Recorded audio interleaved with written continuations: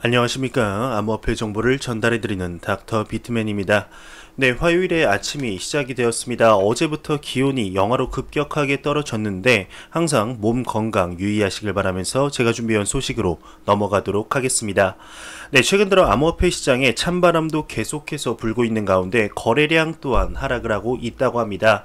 네, 한 리서치에서 비트코인 주요 거래소 거래량이 전날 대비 소폭 감소했다는 내용이 나왔습니다. 네, 암호화폐 전문 데이터 분석 및 제공 플랫폼이죠. 토큰 게이저에 따르게 되면 2일 19시 기준 비트코인의 글로벌 평균 시세는 7,249.57달러, 시가총액은 1,309억 5,237만 달러를 기록했습니다. 네, 주요 암호화폐 거래소 내 비트코인 최근 24시간 거래량은 2억 1,907만 달러를 기록하면서 전날 대비 소폭 감소했다고 하는데요. 네, 비트코인뿐만 아니라 이더리움의 거래량도 하락을 하고 있다고 합니다. 한번 보도록 하겠습니다.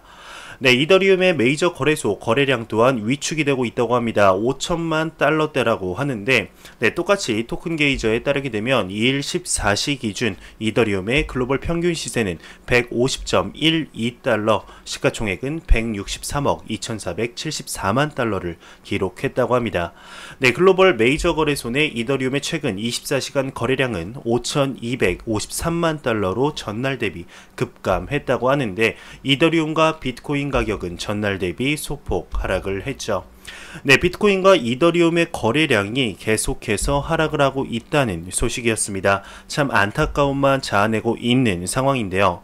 네, 이러한 상황 속에서 내년 2020년 가장 많은 투자자들이 기대하고 있는 이벤트가 하나 있죠. 네, 바로 여러분들도 생각하시는 비트코인 반감기입니다. 네, 비트코인 반감기라는 것은 대다수의 분들이 아시겠지만 간단하게 말씀을 드리면 말 그대로 채굴량이 절반으로 줄어드는 시기를 말하죠. 비트코인의 큰 특징 중 하나인데 발행량이 2100만 개로 제한된 것과 함께 희소성을 높이는 장치로 평가를 받고 있습니다. 네, 약 4년마다 겪고 있는데 가장 최근 반감기가 2016년 7월이었죠. 다음 반감기 예상일은 2020년 5월입니다. 네, 이 반감기를 겪을 때마다 가격의 상승폭이 컸기 때문에 많은 분들이 기다릴 수밖에 없는 이벤트가 아닌가 하는데요. 네, 하지만 이번에 소개해드릴 분의 경우는 반감기의 영향이 이번에는 없을 것이라고 언급을 하고 있습니다. 네, 과연 누구인지 어떠한 이유에서 그러는지 한번 보도록 하겠습니다. 네, 모건 크릭의 디지털 공동 창업자인 비트코인의 반감기가 가격 영향에는 거의 미치지 않을 것이다 언급을 했습니다. 네, 2020년 비트코인의 블록 보상 반감기 가격 영향에 대한 의견이 계속 엇갈리고 있는 가운데 한 애널리스트는 비트코인의 가격의 영향이 거의 없을 것이라고 말하고 있습니다. 네, 디지털 자산 운용 업체인 모건 크릭 디지털 펀드의 공동 설립자 제이슨 윌리엄스는 12월 2일 트위터에 다른 많은 사람들과 달리 내년 5월의 반감기의 결과로 시장이 움직이지 않을 것이다. 이것은 이벤트가 아니다. 언급을 했습니다. 네, 비트코인의 블록 보상이 절반으로 줄어들면 채굴자들에게 지급되는 비트코인이 12.5개에서 6.25개로 줄어들게 되는데 많은 사람들은 공급량이 줄어들면서 가치가 상승할 것이라는 의견이 굉장히 많았었죠. 네, 하지만 유명 암호화폐 애널리스트 윌리 우는 제이슨 윌리엄스와 같이 같은 의견을 보이고 있습니다. 네, 그는 비트코인의 현재 위치는 이전 두 반감기의 강세 상황과 뚜렷한 대조를 보인다면 2020년 비트코인 반감기는 처음으로 독특한, 즉 상승하지 않을 것이라는 움직임을 보일 것이다 결론을 지었습니다. 네, 또한 거대 채굴업체인 비트메인의 우지한 CEO 또한 다음 비트코인 반감기가 시장의 강세장을 촉발시키지 않을 수도 있다며 반감기와 약세, 강세 사이클이 반드시 일치하는 것은 아니다 언급을 했습니다. 네, 그는 이어서 강세장은 아니더라도 장기적으로는 가격 상승을 불러올 수도 있다 덧붙였다며 기사가 마무리되고 있습니다. 네, 비트코인의 반감기가 가격에는 영향을 미치지 않을 것이란 내용이었습니다. 올해 반감기가 있던 라이트코인의 경우에도 가격에 영향을 미치지 못한 모습을 보여주었었죠. 네, 오히려 가격에 하락이 있었기 때문에 이러한 주장에 무게가 실리는 것도 사실인데요. 네, 과연 2020년 5월 비트코인의 반감기 때 어떠한 모습, 어떠한 방향성을 보여주게 될까요? 네, 여러분들은 언제부터 홀딩을 하고 계십니까? 대부분이 대상승장이 있었던 2017년 말부터 2018년 초까지 네, 이때부터 하시지 않으셨을까 생각이 듭니다. 네, 현재 비트코인의 공급량 64%가 2018년 이후 움직이지 않았다고 하는데요. 한번 보도록 하겠습니다. 네, 비트코인의 공급량의 64%는 2018년 이후 움직이지 않았다고 합니다. 이 기사 제목에서는 이제 호들러, 즉 존버들은 미쳤다. 네, 이런 식으로 나오고 있는데 한번 어떠한 내용인지 보도록 하겠습니다. 네, 유통 중인 비트코인의 60% 이상이 이제 1년 이상 지갑을 열지 않고 있다고 합니다. 네, 12월 2일 비트코인 네트워크 활동에 대한 통계를 올린 분석가 리듬 트레이더의 결론이었는데, 채굴된 약 1808만 BTC 중 2018년 이후 공급량의 64%인 1158만 BTC가 이동 없이 머물고 있다고 합니다. 네, 이 기간 중 비트코인은 작년 12월 3100달러에서 불과 6개월 후인 2019년 최고치인 13800달러로 증가했음에도 불구하고 이 수치는 굉장히 놀라운 수치이죠. 네, 이후 시장은 하락세로 반전해 11월 25일 장중 최저치인 6500달러를 기록했습니다. 네, 리듬 트레이더의 경우 호들러, 즉 존버들의 마지막 수단은 미쳤다. 네, 이런 식으로 요약을 하고 있는데, 이 자료에 따르게 되면 최근 몇 년간 정체 공급량 중 휴먼 BTC가 차지하는 비중은 급격히 증가를 했다고 합니다. 이 같은 추세는 강세장과 약세장 모두 그대로 유지돼 수익성에 상관없이 투자하기보다는 저축을 하고 싶다는 투자자들의 열망을 예고하고 있다며 내용이 마무리되고 있습니다. 네, 장기 투자자들의 흐름을 대충 파악할 수 있는 내용이 아닐까 싶습니다. 네, 대부분 이러한 하락장 속에서도 살아남으신 분들은 기사 마지막에도 나왔듯이 투자보다 저축을 한다는 생각으로 매달 일정 금액씩 투자하시지 않을까 생각이 드는데요. 네, 현재 암호화폐 시장의 상황이 좋지는 않지만 시간이 지나 암호화폐 시장이 빛을 발할 때 달콤한 열매로 돌아오기를 진심으로 바라보겠습니다. 네, 그러면 코인마켓캡에서 가격 보고 다음 내용으로 넘어가도록 하겠습니다. 네, 메이저 탑10 코인 가격을 한번 전반적으로 살펴보겠습니다. 시가총액 1위의 비트코인 같은 경우 1.6% 하락하며 860만원대, 이더리움이 0.8% 하락하며 17만 6천원대, 리플 XRP가 1.3% 하락하면서 260원대를 유지하고 있습니다. 네, 비트코인 더미넌스 같은 경우는 전날 대비 소폭 하락한 66.5%로 매우 강력한 암호화폐의 비트코인 시가총액 점유율을 계속해서 볼 수 있네요. 네, 그러면 다시 내용으로 들어가겠습니다. 최근 암호화폐 시장에 대한 규제와 제도권 도입의 움직임이 조금씩 보이고 있죠. 네, 우리나라 또한 특근법이 통과되면서 암호화폐 시장의 제도권 도입이 이루어지는 것이냐 많은 것이냐 말이 나왔었는데, 남아공에서 암호화폐에 대한 규정을 도입하겠다는 얘기가 나왔습니다. 내년 1분기부터라고 하는데 한번 자세히 보도록 하겠습니다. 네, 남아공의 중앙은행이 내년 1분기 암호화폐 새 규정을 도입하겠다 언급을 했습니다. 업계가 충격을 먹었다고 하는데, 네, 비즈니스 리포트에 따르게 되면 남아프리카 공화국 중앙은행, 즉 SARB가 엄격한 통화 조절을 위해서 디지털 통화 암호화폐의 사용과 관련한 새 규정을 내년에 도입할 예정이라고 합니다. 네, 쿠벤 나이도 SARB 부총재는 지난주 기자들에게 암호화폐 관련 규정이 내년 1분기에 시행될 것이라고 언급을 했는데, 구체적인 내용은 알려지지 않았습니다. 네, 남아공에서는 개인과 기업이 해외로 송금할 수 있는 자금 규모가 제한되어 있고 국경을 넘나드는 암호화폐의 속성이 SARB의 통화 정책에 영향을 끼치고 있다는 게 미디어의 설명입니다. 네, 해당 소식이 전해지기 전부터 FNB 같은 남아공 현지 은행들은 암호화폐 업체들에 대한 단속을 시작을 했고, 지난주에는 모든 암호화폐 기업의 은행 계좌를 폐쇄한 것으로 알려졌습니다. 남아공 최대 블록체인 커뮤니티 SA 크립토는 성명을 통해 규제 당국이 암호화 자산에 접근할 때 진보적인 법규를 채택할 것을 촉구했다고 하네요.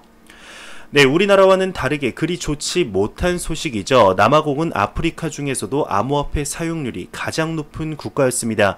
네, 남아공의 경우 송금 인프라뿐만 아니라 개인과 기업이 해외로 보낼 수 있는 송금액이 미신고 기준 100만 랜드, 즉 하나로 8천만 원으로 제한되어 있고, 외국인 투자 목적으로 남아공 국세청에 특별 승인을 받는다 해도 한화 8억 원이라고 합니다. 네, 이로 인해서 암호화폐로 우회해서 공급할 때가 많았었는데 그런데 새로운 시장에 대한 통제, 부재가 조세 회피 등의 문제로 이어지자 남아공 중앙은행에서 강력한 규제안을 발표한 것이 아닐까 생각이 듭니다. 네, 이 같은 조치에 남아공의 암호화폐 투자자들은 이번 조치가 매우 실망스럽다며 항의에 나섰지만 당분간은 이러한 기조가 이어지지 않을까 생각이 듭니다. 네, 최근 중국에서 이런저런 이야기들이 많이 나오고 있습니다. 시 주석의 블록체인 관련 발언, 육성 강화 발언은 여러분들이 다 아실 것이라 생각이 듭니다. 네, 이번에는 시 주석이 블록체인을 이용해 중국의 통제를 강화할 전망이라는 이야기가 나왔습니다. 한번 보도록 하겠습니다. 네, SCMP는 시진핑이 블록체인을 이용해 중국 통제를 강화할 전망이다 언급을 했습니다. 네, 시진핑 중국 국가주석이 블록체인 기술을 이용해 자국 통제를 강화할 가능성이 있다라는 전망이 나왔다고 연합뉴스가 홍콩 매체 사우스 차이나 모닝포스트를 인용해 보도했습니다. 네, 미 워싱턴 소재 싱크탱크인 정보기술혁신재단 ITIF의 데니얼 카스트로는 시 주석이 현대화된 통치 방식을 통해 더 많은 통제권을 가질 것이라고 내다봤다고 하는데요. 네, 그는 국가적인 블록체인 인프라 시설 개발로 이제 개별 정부 기관과 관리자들로부터 권력을 빼앗을 수 있다라고 봤습니다. 네, 예를 들어서 공무원의 행위가 기록에 남는 만큼 지방조세 당국의 부패 가능성이 없어질 수 있고 의사결정 과정에 공무원의 재량이 사라질 수 있다라는 것인데 이제 영국 런던 대학교 동양 아프리카대 산하 중국 연구소의 스티브 창 소장은 블록체인 기술을 적용하려는 시 주석의 시도는 아래로부터의 저항에 직면할 가능성이 있다 내다봤습니다. 네, 그는 시 주석이 블록체인을 이용해 당과 정부에 대한 전반적인 통제를 강화하고 싶어 하겠지만 당의 나머지 사람들에게는 달갑지 않을 것이라면서 다른 고위 지도부가 이러한 작업을 지연시키려 할 것이라고 보기도 했다고 합니다. 네, 블록체인을 이용해 더욱더 자신의 권력을 강화할 수도 있다는 내용이었습니다. 아직까지는 확실한 내용이 아니니 네, 찌라시 정도다 보시면 될 것 같습니다. 네, 중국에서 블록체인과 관련하여 참 많은 내용들이 나오고 있는 것 같네요. 네, 매일같이 나오는 소식이 있죠. 바로 리플 XRP에 관한 소식입니다. 네, XRP의 새로운 상장 소식이 나왔습니다. 한번 보도록 하겠습니다. 네, 비트플라이어가 리플 XRP 신규 상장을 발표했습니다. 네, 일본 암호화폐 거래소 비트플라이어가 리플 XRP 판매소의 신규 암호화폐로 취급을 시작했습니다. 네, 웹과 스마트폰 앱의 알트코인 판매소에서 XRP 거래 서비스를 제공한다고 하는데요. 네, 이 비트플라이어가 신규 취급 통화를 발표한 것은 2년 만이라고 합니다. 네, 리스크 LSK를 신규 취급한 타이밍은 가격이 65% 이상 급상승하는 등 가격 인상에서도 주목을 받은 바 있지만 하지만 현재 발표에서는 별다른 XRP 가격에 큰 영향은 볼 수 없다며 내용이 마무리되고 있습니다. 네, 이 비트플라이어의 경우는 2014년에 설립이 되었습니다. 현재 일본 최고 규모의 암호화폐 거래소로 보시면 될 것 같은데 네, 뭐 그리 나쁘지는 않은 소식이죠. 네, 여러분들은 XRP의 진짜 가치가 얼마라고 생각을 하십니까? 새로운 사이트를 하나 찾았는데요. 현재 가격과 비교하여 암호화폐 내재 가치는 얼마일지 나타내는 사이트입니다. 한번 보도록 하겠습니다. 네, 바로 코인페어밸류라는 사이트인데 현재 보시게 되면 달러의 경우 그냥 달러죠. 네, XRP의 경우는 현재 0.2달러이지만 내재 가치가 약 1.5달러인 것을 볼 수 있습니다. 네, 하나로 보면 1,700원 정도죠. 네, 한번 다른 코인들도 볼까요? 네, 비트코인의 경우는 오히려 내재 가치가 낮은 걸 확인할 수가 있는데 현재 7,300달러인 것과 비교해 내재 가치는 6,000달러인 것을 볼 수가 있습니다. 네, 이더리움의 경우는 소폭 높죠. 네, 현재 149.77달러인 것과 비교해 내재 가치는 182.18달러인 것을 볼 수가 있습니다. 네, 하지만 그 어떤 코인도 리플 XRP의 내재 가치처럼 7배씩 차이가 나는 것은 없는데요. 네, 현재 리플사의 사업이나 XRP의 호재 소식만 놓고 보게 되면 15달러 충분히 올라갈 만한 재료들을 모아져 있는 걸로 판단이 되죠. 하지만 아이러니합니다. 네, 좋은 소식들은 쌓이고 쌓였는데 투자자들의 애간장만 태우고 있죠. 네, 저 가격이 꿈의 가격이 아닌 현실의 가격으로 반영되는 날이 하루빨리 찾아왔으면 좋겠습니다. 네, 일본의 SBI VC에서 쿨X 원래 비트코인 캐시의 송수신 오류를 해결했다고 합니다. 네, 암호화폐 미디어 AMB 크립토에 따르게 되면 일본 SBI 홀딩스 산하 암호화폐 거래소 SBI 버추얼 커런시가 쿨X 원래 비트코인 캐시의 하드포크 버그를 수정했다 트위터를 통해 밝혔습니다. 네, 쿨X 월렛은 지난 11월 15일 비트코인 캐시 하드포크 이후 비트코인 캐시의 송수신 오류가 발생한 바 있다 언급한 적이 있었죠. 네, 비탈릭 부테린이 최근 북한에서 암호화폐와 블록체인 기술을 알린 버질 그리피스 석방 청원을 지지했습니다. 네, 2일 비탈릭 부테린은 29일 미국 검찰에 의해 국제 비상 경제권 합법을 위반한 혐의로 체포된 이더리움 재단의 프로젝트 책임자 버질 그리피스의 석방에 대한 청원을 지지한다 밝혔습니다. 네, 나는 버질을 내버려두는 편한 길을 택하기를 거부한다. 왜냐하면 나는 그것이 잘못된 것이라고 굳게 믿기 때문이다. 청원에 서명한다 언급을 했습니다. 네, 앞서 버질 그리피스는 11월 4일 평양에서 개최된 평양 블록체인 가상화폐 컨퍼런스에 참석을 했고 이 컨퍼런스에서 암호화폐와 블록체인에 관한 프레젠테이션을 한 바 있었습니다. 네, 이에 대해서 미국 변호사 제프리 베르만은 다음과 같이 언급을 했는데요. 네, 의혹대로 버질 그리피스는 이 정보가 북한의 자금 세탁과 제재의 회피에 사용될 수 있다는 것을 알고도 기술적 정보를 북한에 제공했다. 네, 그리피스는 그렇게 함으로써 의회와 대통령이 북한의 위험한 정권에 최대한의 압력을 가하기 위해 제정해 놓은 제재를 위태롭게 했다 언급을 했습니다. 네, 버질 그리피스는 국제 비상 경제권 합법을 위반한 공모한 혐의로 기소될 예정이고 이는 미국 시민이 재무부 해외자산관리국의 허가 없이 북한에 상품, 서비스 또는 기술을 수출하는 것을 금지한다는 내용입니다. 네, 그 혐의에는 최대 징역 20년형이 부과된다고 하네요. 네, 카카오톡에 관한 소식이 나왔습니다. 내년에 카카오톡의 디지털 지갑, 돈 대신 암호화폐로 결제가 가능할 예정이라고 하는데요. 네, 내년에 카카오톡의 가상화폐를 관리하면서 각종 앱으로 게임, 영화와 같은 콘텐츠를 구매할 수 있게 됩니다. 네, 카톡 안에 암호화폐를 보관하는 디지털 지갑 메뉴를 두고 실제 돈처럼 사용하는 것인데 네, 여민수 카카오 공동대표는 지난 28일 서울에서 개최한 클레이튼 거버넌스 카운슬 서밋 2019에서 카톡 4천만 이용자가 암호화폐를 사용할 수 있도록 내년 상반기 중 카톡 안에 디지털 지갑 클립을 넣을 계획이라고 언급을 했습니다.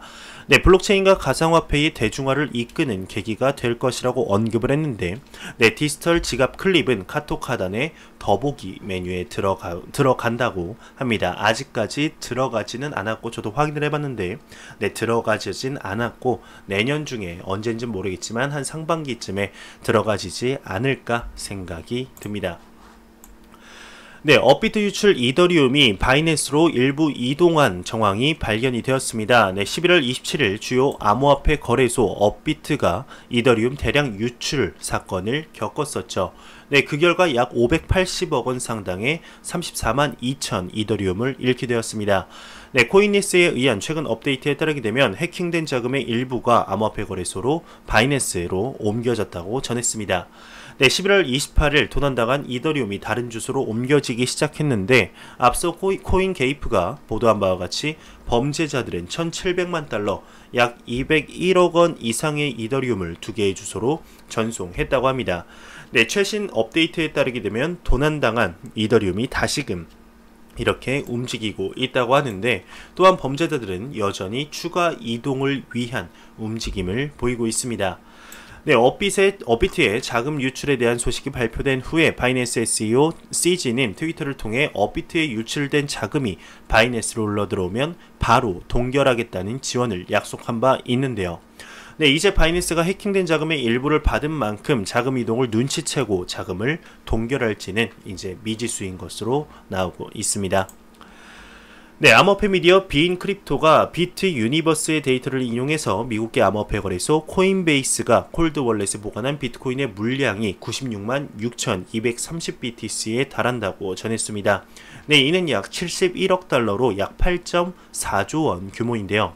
네, 세계 최대 암호화폐 마진 거래소 비트맥스는 26만 5,140BTC, 유럽 최대 암호화폐 거래소 비트스탬프는 22만 9,490BTC를 보관 중인 것으로 알려졌습니다.